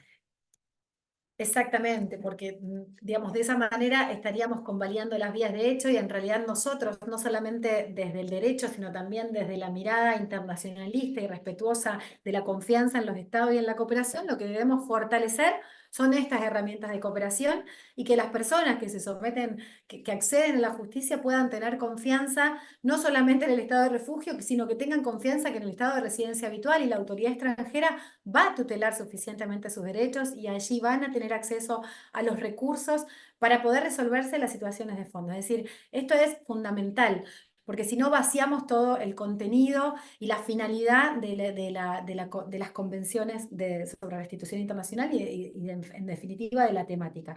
Y para cerrar, queremos como citar a nuestra querida profesora María Susana Najurieta, que nos dice que, bueno, esto de los conflictos y los desplazamientos, esta palabra flagelo se usa mucho, se lee mucho en los artículos sobre restitución, constituyen un flagelo que no se puede combatir individualmente o no se puede combatir aisladamente en cada aislado, sino que tiene que ser una construcción de cooperación a nivel internacional, sustentando justamente en la confianza de la actuación de todas las autoridades, no solamente de las autoridades judiciales, sino de las autoridades administrativas, y haciendo uso y echando mano de todos los recursos, no solamente de las normas de hard law, sino también de soft law, las comunicaciones directas, la red de jueces y en definitiva todas las medidas que hagan a garantizar los derechos fundamentales de los niños sin descuidar o sin desconocer la perspectiva de género o tutelar los derechos de las personas, como esto que dice Andrea, es decir, que muchas veces una progenitora, que es la mayoría de los casos que hoy se da, sustractora, no es una delincuente, sino que es una persona que tal vez está en una situación de vulnerabilidad, pero confiar que el estado de la residencia habitual le va a dar las herramientas para poder, en definitiva, hacer justicia y tutelar de la mejor manera el interés superior del niño, ¿sí? Que es a crecer en su ámbito. Bueno, gracias a todos. Muchas gracias y Muchas disculpen gracias. si nos extendimos en el tiempo. Muchas gracias. La liebre y la tortuga somos nosotros. ¿O no? ¿No somos la liebre y la tortuga? La pareja ideal. Bueno, ahora sí nos gustaría abrir un poco, vemos que hay muchos participantes, un poco que nos den su opinión, que hagan sus comentarios, lo que quieran. Estamos acá como para abrir la comunicación. Y bueno, ante todo, muchísimas gracias a ambas, doctora Campanera, doctora Estrasuso, sumamente claro como siempre, y por eso la convocatoria se replica año a año. aguardamos a que le vayan levantando las manos y habilitamos los micrófonos. Lo que les pedimos es que todas aquellas personas que vayan a preguntar estén debidamente identificadas, ¿sí? En el uso Sí. del perfil de Zoom. Ah, mira. Acá por privado, en realidad, a mí me hicieron llegar una pregunta Bueno, vinculada a un tema que ustedes, al cual ustedes hicieron mención al finalizar, y vinculado a la celeridad, es sobre la incidencia del paso del tiempo y cómo se conjuga la condena del tiempo y el interés superior del niño. ¿querés contestar vos? Bueno, creo que eso es parte de todo el proceso de restitución. La idea es resolver en forma inmediata. Muchas veces lo que se prolonga en el tiempo es la ejecución, pero para eso, esto que decía Andrea de la autoridad judicial como director del proceso, de no dejar en este proceso de restitución o este proceso de ejecución, no dejar desvinculado al niño o a los niños definitivamente del progenitor respecto del cual está alejado, sino establecer medidas de protección y medidas que vayan garantizando y acompañando a ese niño, porque si no, de lo contrario, claramente lo estamos como desarraigando dos veces. Si nosotros como convalidamos en el transcurso del proceso o en la ejecución que ese niño, es inevitable que a veces se arraiguen, pero manteniendo determinadas premisas o determinadas acciones por parte del Poder Judicial o de las autoridades que colaboran, me parece que es una forma de evitarlo o de paliarlo y acompañarlo. No sé, Andrea, si querés sumar algo más. Sí, es un tema medular, ese que consultan y aportan, el del transcurso del tiempo, porque la verdad hay que decir que cada vez son más las voces que afirman que vencidos los plazos convencionales, es decir, los plazos convencionales, hay que aclarar, son plazos muy breves de 6 6 semanas. semanas y 60 días. Entonces, vencidos los plazos convencionales, perdería operatividad la aplicación de los convenios.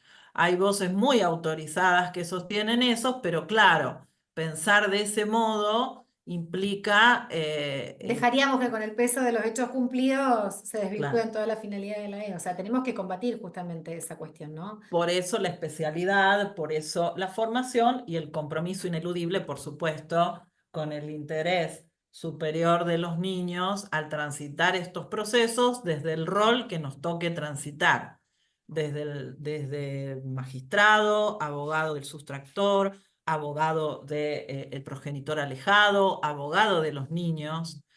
Bueno, esto que dice Andrea es muy importante. La especialización no tiene que venir solamente de la mano de las autoridades judiciales o administrativas que van a estar involucradas, sino también de los profesionales que patrocinan o acompañan a las partes, porque muchas veces por desconocimiento o por desenfocar la finalidad de las convenciones se efectúan planteos que terminan siendo mayores vulneraciones o que terminan poniendo en situaciones de mayor indefensión a las personas y en general al sustractor. Eso es muy importante a tener en cuenta, ¿no?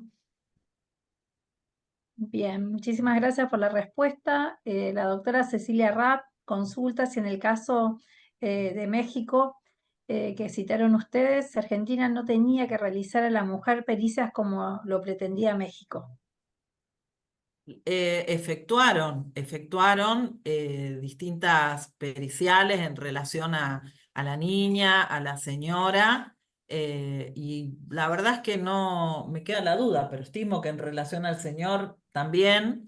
Sí, el tema es que, bueno, eso tenía que ver con una cuestión penal. El acaecimiento del hecho, del primer hecho, digamos, que tenía que ver con la denuncia de género, se había dado en México y en verdad no habían podido profundizar la investigación porque esa no estaba, digamos. Sí habían Claro, hecho pericias psicológicas respecto del señor y habían llegado a la conclusión de que él no tenía un perfil, digamos, violento, violento, sino que había sido producto de una situación crítica o de crisis de la pareja, digamos, pero que no claro. afectaba, sí lo que habían valorado, lo que valoró acá en Argentina en virtud de esas cuestiones que no solamente ella había contado con herramientas en México y que todo el sistema, digamos, tenía como un apoyo a esa situación, sino que además no había incidido directamente en lo que era la relación entre el padre e hijo.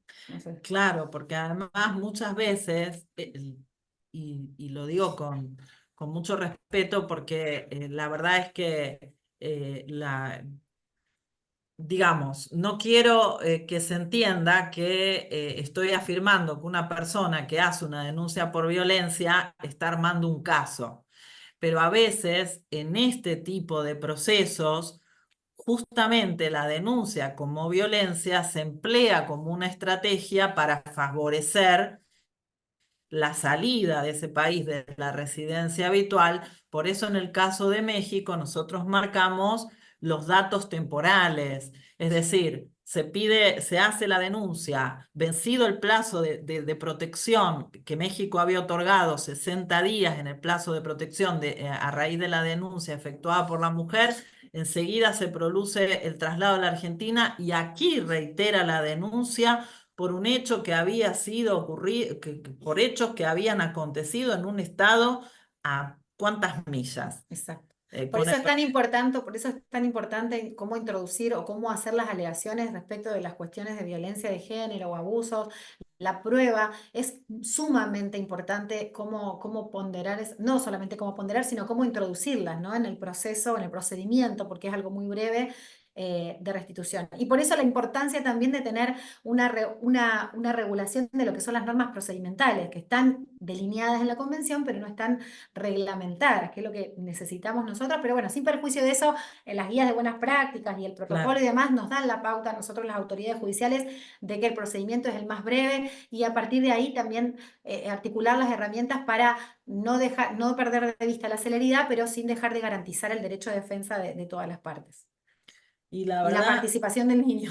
hay que decir que nuestra provincia, a pesar de que no tiene una ley de procedimientos, los jueces muchas veces recurren a una especie de proceso de tipo Monitorio. monitorio, ordenando inmediatamente la presencia del niño y del progenitor que está al cuidado de ese niño, a que se presente al tribunal y allí mismo le corre traslado de las excepciones, perdón, traslado para contestar la demanda, si quiero poner excepciones, etcétera. El doctor Mastrangelo levantó la mano. Doctor, Hola, doctor, ¿cómo le va? Bueno, muchas gracias por aportarnos la sentencia del Tribunal Superior. muchas Bueno, gracias. bueno, un placer realmente. En primer lugar, la felicito porque, bueno, una exposición clarísima de un tema que nos ocupa y preocupa a todos, especialmente a mí. Es un tema que me apasiona, que estudio, que analizo y que me toca llevarlo desde las dos fases, desde lo académico y desde lo procesal. Y muchas veces me pasa que en una audiencia me digan, no, no diga eso porque usted es que lleva otra cosa. Una cosa es cuando uno lleve el caso y otra cosa es cuando lo leemos. Claro. Simplemente me gustaría hacer algunas acotaciones al respecto de lo que sucede en mi provincia, ya que han tratado casos de Córdoba, y en realidad nosotros con la ley 10419, que es una ley especial que reglamenta toda la cuestión, si bien por supuesto que destaco, por ejemplo, la concentración de competencia, de contar con jueces especializados, pero todo a su tiempo, porque hoy por hoy el caso de Villa Dolores, del que han hablado, es el primer caso que ocurre de restitución, y acabo de terminar otro con Marco Juárez, que por la competencia tocaba ahí, una restitución con Bélgica, y también era el primer caso que llevaban. Sin embargo, celebro que tengan una ley los jueces y operadores judiciales y abogados también para valerse. No obstante eso, solamente agregaría dos cuestiones. La primera, que han tratado muy bien, que tiene que ver con la violencia de género o la alegación de violencia de género. Yo me animo a decir que en el 80% de los casos de restitución, la denuncia de género se produce cuando está pedido cuando está iniciado el proceso de restitución. Es una cuestión mágica, todos aparecen ahí. Entonces, un tema tan importante como es la violencia de género a veces se desvirtúa para utilizarla como una especie de excepción en estos procesos y no funciona nunca. Es lo que también habría que explicarle a quienes lo intentan, porque no hay un solo caso. Bueno, sabemos que de hecho la Corte no ha tratado ni un solo caso haciendo referencia a la violencia de género como causal de excepción, pero por otra parte resulta muy difícil de probar por la celeridad que debe tener el proceso. Entonces, digo, es un tema que no tenemos que descartar, lo que hay que atender siempre a la violencia de género, pero saber también que en los casos de restitución es muy utilizada como búsqueda de una excepción que luego no prospera. Y lo otro que me preocupa desde lo que veo en la práctica y lo que han hablado es el tema de la ejecución de la sentencia. Porque si se fijan, al momento de la ejecución, al padre o madre que ha sido sustraída, es decir, al damnificado, se le exige pagar los pasajes. El caso de México que citaban, le pagaban hasta el pasaje del perro. La suegra, darle una casa cerca de la playa, 1.500 euros o dólares por mes. Y entonces yo digo, y me pregunto, ¿qué pasa cuando el padre no tiene esa plata? Se demora la restitución.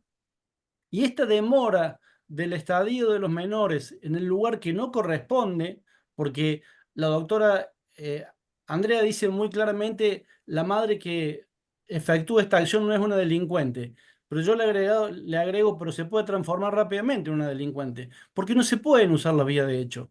Porque cuando usamos las vías de hecho, siempre damnificamos a alguien. Y cuando uno reside en un país de manera voluntaria, Alemania, Bélgica, Italia, Francia, tiene que saber que el amparo jurídico de ese país es el que debe moverse para lo que le gusta y para lo que no le gusta. Los casos de restitución son horribles, si tengo que buscar una palabra, porque nunca gana nadie. Siempre le digo a mis alumnos, cuando metimos una demanda de restitución ya perdimos todos. Y además hay que entender que los abogados y los jueces no podemos solucionar de manera efectiva y el 100% lo que los padres hacen. Nosotros mitigamos el daño, emparchamos la situación, pero de ninguna manera jamás arreglamos los casos de restitución. Porque si están discutiendo los papás y ustedes ven en el orden, en el tono y en la medida que discuten, llegando a instancias, pero tremendas, porque son terribles los casos y lo que nos toca llevarlo lo sufrimos también. Entonces, no se puede esperar que los abogados y los jueces, con una ley o con la herramienta que nos da la conferencia de la Haya, solucionemos esto y mitiguemos el daño y evitemos el daño a los menores. No se puede. Lo que hacemos es mitigarlo. Sí, tal cual, o sea, no lo podemos hacer en el ámbito local, lo vamos a poner, menos lo vamos a poder hacer internacional, pero sí con las herramientas que tenemos, me parece que delineando cuál es la finalidad de la convención, derivando estas cuestiones al juez de la residencia habitual, me parece que es importante, podemos contribuir en esta lucha, porque después todos esos conflictos familiares, lo que usted dice, que es en definitiva el fin último del derecho de familia, ¿no? Recomponer las relaciones quebradas y evitar que los hijos y los niños sufran de la menor manera posible. Pero bueno, no siempre se logra, por la mayoría de las veces las personas lo que buscan son soluciones no jurídicas, o sea, no son Es que jurídicas. claro, Es pero es que así. la restitución no apunta a eso. Y eso es lo que a veces nos confunde. La restitución no apunta a arreglar la pareja. Exacto, No apunta a decir, nosotros tenemos que volver el estado como está anterior y la exacto. resolución no le compete al juez del estado de refugio. Eso Y, está y- bueno, digamos, en tener estas charlas para poder clarificar esta cuestión. Y no solamente en personas como usted, que está muy calificada y que es docente y que además lleva los casos, sino también en abogados que ejercen habitualmente la profesión y que tal claro. vez una vez en la vida les toque un caso de restitución, pero es muy importante tener en claro esto. Digamos, poder tener en claro estas cuestiones me parece que contribuye, sí, ya de por sí. Exacto. Yo para cerrar les dejo una cuestión en la que estoy pensando mucho actualmente y escribiendo algo que tiene que ver con la ejecución de la sentencia y los medios recursivos. Porque se agotan, si se fijan en el caso de México, me ha pasado lo mismo ahora con el de Alemania, se agotan y se siguen metiendo recursos y recursos y recursos y lo único que se hace es tener al menor por mayor tiempo en un lugar donde no corresponde. Me pregunto, y con eso les dejo la idea, si no es hora de que alguna sentencia de restitución tenga efecto devolutivo y no Evolutivo, efecto suspensivo. claro, sí. En eso, doctor, yo no lo hemos Co- hablado, pero Coincido, no, estoy coincidimos. de acuerdo. Nosotros en provincia de Santa Fe tenemos la interposición del recurso de inconstitucionalidad, que es el recurso ante la Corte Suprema de Justicia, la ley del recurso de inconstitucionalidad admite la posibilidad, en casos fundados y justificados, de que el recurso se conceda con efecto devolutivo. Y la verdad es que si hay un caso en que me parece más que justificado es los procesos de restitución internacional de niños.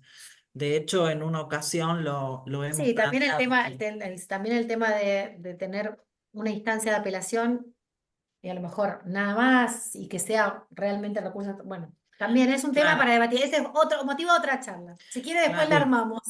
claro. con mucho Ya, gusto. ya tenemos el Ya próximo tenemos el tema, próximo tema. doctora Capela. Sí. Creo que había levantado la mano. Muchas gracias, doctor Gracias. Fabio. No, por La favor. doctora Doctora Adriana Castellanelli. Castellanelli, sí, de Mar del Plata. Bienvenida. Sí. Hola. Hola, ¿cómo les va? Buenas Hola, tardes. Adri. No, básicamente un poco, ¿cómo les va?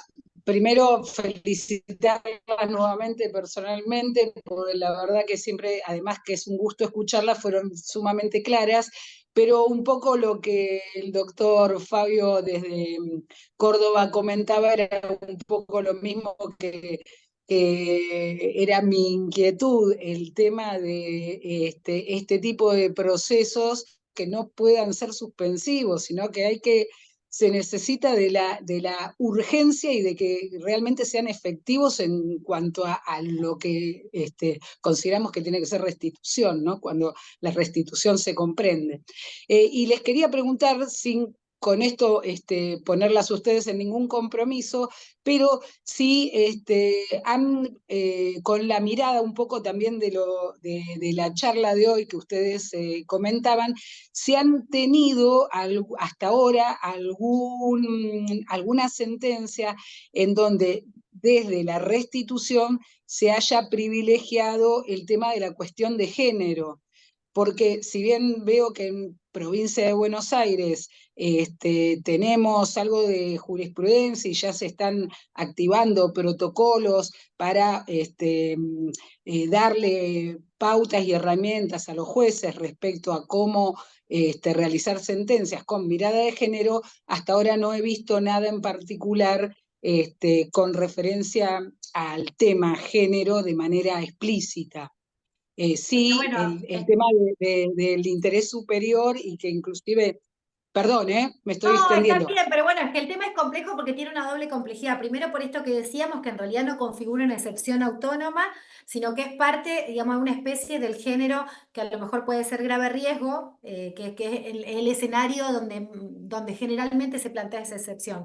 Y segundo, que además de verificarse una situación de riesgo de violencia de género, no necesariamente se tiene que denegar una restitución, digamos, sino que hay que hacer determinadas probanzas o alegaciones y que incluso se tiene que verificar que en el estado de residencia no se tengan las herramientas para otorgar la protección a esa mujer.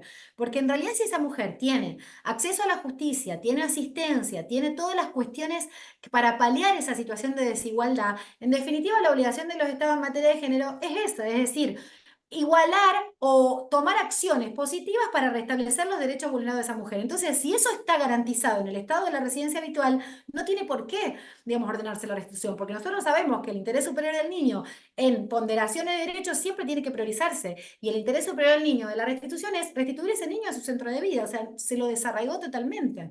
Después, entiendo que tiene que ir por ese lado, por eso es tan difícil encontrar, porque no hay una razón autónoma, no puede constituirse como una causal autónoma de denegatoria, ¿sí? Claro. Clarísimo, gracias. Recuerdo un caso, no es de los tribunales locales, es un caso bastante viejo que yo había leído una vez por ahí, por la vida, que es un caso entre Estados Unidos e Irlanda, donde el juez de primera instancia había ordenado la restitución a Irlanda bajo condición de que se cumplimentaran, o sea, había dispuesto medidas de regreso seguro. Entre ellas, cuestiones que tenían que ver con la vivienda, cuestiones de asistencia de salud, o sea, cobertura de salud, pero también un tratamiento psicológico y el fallo fue revisado por la Cámara de Apelaciones de la jurisdicción, y la Cámara de Apelaciones hace un análisis dando marcha atrás con la orden de restitución. ¿Por qué? Porque evalúa la personalidad del progenitor que solicitaba la restitución, Sí. y entonces ahí analiza, el caso se llamaba Walsh, después cualquier cosa te lo puedo acercar, Adriana, donde ahí lo que analiza es la personalidad de ese progenitor que pedía la restitución, que tenía un historial de desconocimiento de la ley y marginalidad, digamos, tanto en los tribunales norteamericanos como en los tribunales de Irlanda. O sea, eran estas personas de yo puedo conmigo. Más vale tenerlo lejos, digamos. Claro. Y entonces los tribunales ahí dicen, mira, estas medidas de retorno seguro están bárbaras, pero la verdad es que este hombre no las va a acatar. Exacto. Y entonces esto va más allá de lo que el Estado extranjero pueda... Está bien, pueda pero termina proveer. siendo una condición de que en el estado de residencia no va a obtener la garantía y la seguridad de que va a Exacto. poder tener el niño, Eso. porque estamos centrados en el niño, un desarrollo pleno y feliz, porque obviamente con esa situación de vulnerabilidad o de falta de seguridad en el desarrollo de su vida, termina incidiendo. Pero digamos, la mirada está puesta desde otro lugar, no sé si se Claro. entiende, yo creo que está claro en ese sentido. No es que se desconoce la perspectiva de género, sino que el análisis va desde otro lugar. Sí, clarísimo, clarísimo. Gracias, Bueno. muchas gracias. Bueno, No. creo que estamos. Si no hay más, no hay más. Doctor Mastrangelo, su mano. ¿Quién? Levantó la mano el doctor. Ah, bueno. ¿No? Pero tiene que habilitar su audio. Ahí No, va. la mía era vieja, es la mano que levanté hace rato. Ah, bueno, bueno. listo. Bueno, gracias a todos y a todas. Muchas gracias por seguir contribuyendo en esta lucha porque los niños no sean sustraídos de su residencia habitual y de su vida. Es un gran compromiso. Es un gran compromiso, es un gran compromiso. Y nosotros somos parte del Estado, así que somos parte de la comunidad Sí. argentina, así que tenemos que contribuir cada uno desde nuestro lugar. Muchas gracias. Muchas Bueno, gracias. Buenas gracias a tardes. todos los asistentes, gracias a las doctoras Estrasuso y Gracias. Campanella eh, por la participación en este espacio, por todos los datos de valor que han aportado, y las comprometemos para próximos encuentros y jornadas, así como a todos los que están hoy en este Zoom, los invitamos a participar en el resto de las actividades del Instituto de Derecho de Infancia y Adolescencia y también a las del Instituto de Derecho Internacional Privado. Pueden dejar sus números de contacto en el chat, aquellos que sea la primera vez que se están sumando en este espacio para poder recibir la correspondiente información. Muchísimas gracias a todos y nos vemos en el próximo Gracias. encuentro. Gracias.